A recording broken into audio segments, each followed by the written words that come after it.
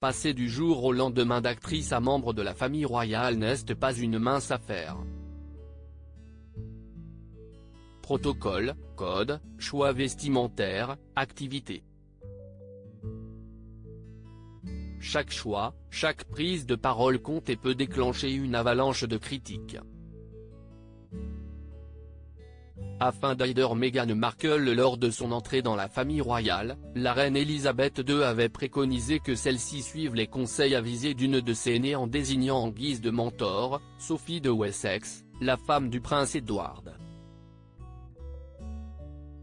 Un rôle que la comtesse avait immédiatement pris à cœur, invitant rapidement Meghan Markle à prendre le thé dans sa résidence de Bagshot Park, partageant avec elle le fait d'être roturière.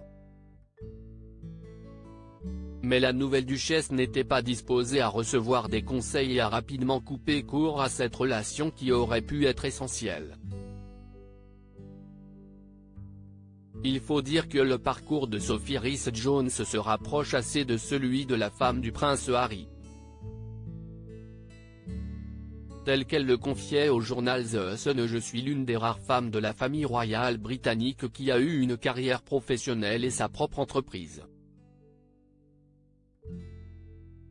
Entrepreneuse dans l'âme, Sophie de Wessex avait fondé et pris la tête de sa propre agence de relations publiques, RJH Public Relations en 1996, 3 ans après avoir rencontré le prince Edward lors d'un tournoi de tennis caritatif. Elle se fiance au fils cadet de la reine 1999 et ils se marient en juin de la même année. Devenue comtesse, elle continuera néanmoins sa carrière jusqu'à ce qu'un journaliste du News of the World la piège en 2001. À cette date, elle se consacre exclusivement à la couronne, effectue de nombreuses activités officielles et parraine une 60aine d'associations. Devenue maman de Louise et de James, la comtesse de Wessex entretient avec la reine une relation très tendre, un proche n'hésitant pas à affirmer que Sophie est vraiment la favorite de la reine. Cette complicité, Sophie de Wessex l'entretient également avec une autre femme de la famille royale, Kate Middleton. Sophie de Wessex, une forte complicité avec Kate Middleton. Leur lien et leur complicité ne faisaient plus doute depuis longtemps, mais ils ont été publiquement démontrés le 20 janvier 2020. Ce soir-là, Kate Middleton et le prince William s'étaient vus confier par la reine une mission d'envergure, organisant à Buckingham Palace, une réception à l'occasion du sommet du Royaume-Uni et Afrique. Sophie de Wessex et son mari le prince Edward, étaient venus apporter leur soutien au jeune couple.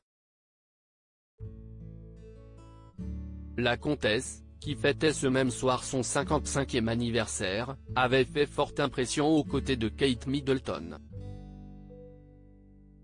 Tous de rouge vêtus, les deux femmes partagent le même attrait pour des tenues élégantes et sobres. Il n'est d'ailleurs pas rare que la comtesse pense souvent à rapporter une pièce à la duchesse de Cambridge lors de ses virées shopping. Un rapprochement sous l'œil bienveillant de la reine qui pousse les médias britanniques à penser que Sophie de Wessex et le prince Edward pourraient remplacer Meghan Markle et le prince Harry auprès du duc et de la duchesse de Cambridge, établissant ainsi un nouveau quatuor royal.